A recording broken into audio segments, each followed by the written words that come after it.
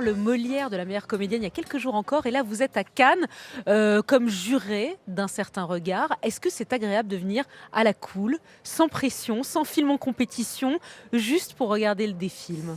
Ouais, moi je trouve que c'est toujours agréable de venir à Cannes. Je l'ai fait avec les Robins des Bois quand on faisait Nulle part ailleurs. Je suis venue présenter des films et je viens là en tant que juré. À chaque fois c'est différent, mais ça me plaît. Cet endroit me plaît infiniment. Et ce que je trouve assez impressionnant, très sexy et presque émouvant, c'est le mélange. C'est-à-dire que c'est toutes les cultures du monde qui n'ont en commun que le mot cinéma, mais qui le font de manière tellement différente. Et ce mélange improbable de gens qui se rencontreraient jamais s'il n'y avait pas Cannes. Vous êtes toujours bon public sur le Non, cinéma ou il y a des films que vous non, n'aimez pas? ouais. Il y a plein de films que j'aime pas et je pense que je peux être de très mauvaise foi. Ah, Ouais, est-ce que là en tant que juré vous pourriez être de mauvaise foi pour je défendre pense. votre chouchou à la fin? Ouais. Et je pense d'ailleurs, je vais prendre un interprète parce que mon anglais est relativement approximatif. Pour la conversation quotidienne, ça me va. Mais ouais, je vais prendre un interprète pour le débat final parce que je veux que mes arguments triomphent. Ah oui? Ouais. Et ça y est, vous avez déjà votre chouchou, Ah non? bah non, j'ai vu 5 films. Ouais, ouais. Non, non. Est-ce que vous mentez beaucoup, Marina Ouais, je Foïs? mens. Mm. Là, par exemple, vous avez menti depuis tout à l'heure un peu? Bah non. Non, je crois pas. Non, je crois pas. Mais oui, ça m'arrive de mentir, ouais. C'est quoi votre rêve, si vous en aviez encore un? Bah, Une j'en ai baguette plein. magique, vous choisissez le réalisateur, vous choisissez l'acteur qui vous accompagne? Oh, il y en a plein. Je veux absolument retravailler avec Depardieu parce que c'est l'amour de ma vie. Avec Duris pour qui j'ai une passion. Pourquoi Depardieu, c'est l'amour de votre vie? Parce que je pense que c'est un génie et que je ne sais pas quel autre acteur, à quel autre acteur on pourrait le comparer. Il est cosmique. Ce mélange de lyrisme et de trivialité. Enfin, c'est à moi qu'il s'adresse à chaque fois qu'il joue, à chaque fois qu'il dit quelque chose. C'est bouleversant d'arriver d'avoir cette puissance-là, voilà. Donc Et Depardieu, Depardieu, lui, mais je voudrais jouer avec Deneuve, je voudrais jouer avec Huppert, je voudrais jouer avec Exarchopoulos, vous avec m'avez pas Bekti. cité de réalisateur.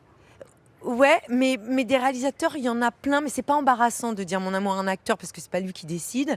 Ah, et C'est le vrai qu'un réalisateur, réalisateur, je voudrais pas l'embarrasser avec mon gros désir, mais il y en a plein, il y en a plein des Français.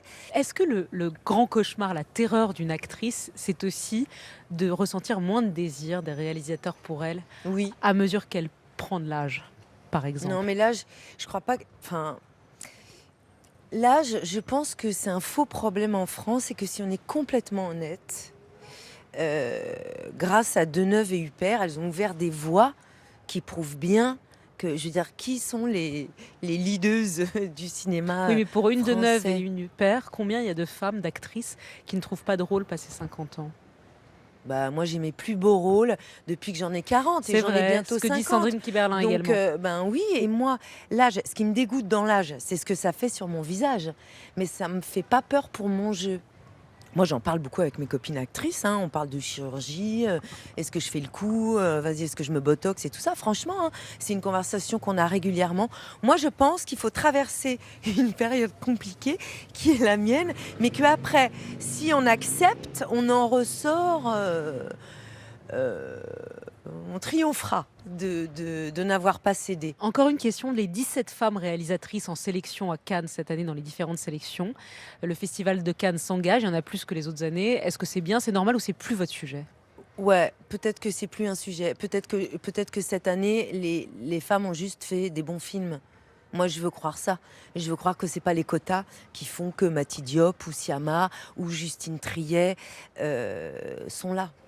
Vous, votre combat, c'est pas tant les femmes, la parité sur les femmes, que plus de mixité. Ça, vous dites, on n'y est pas C'est-à-dire que encore. c'est vrai que la mixité, ça me paraît plus frappant à l'image.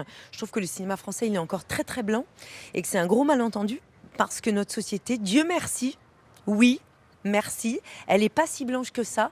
Donc il y a un problème, le cinéma français qui est si à la pointe, qui est envié du monde entier, tellement il est riche, inventif, créatif, juste, intelligent, contemporain. Là, il y a comme un malentendu, c'est-à-dire que c'est encore un cinéma qui est très très blanc et ça, c'est un truc. Mais c'est un truc qui va changer, j'ai pas de doute. Parce que je vois bien les jeunes générations qui arrivent et tout. Mais il est temps, ce serait ringard d'en rester là. Dernière question, Marina Foïs, quelle est votre définition du Festival de Cannes? Je suis nulle en définition. Je ne sais pas synthétiser ma pensée. Je sais pas, donner des mots. Sexy, Merci, Merci. Marina Foïs. Merci d'avoir été avec nous. Merci.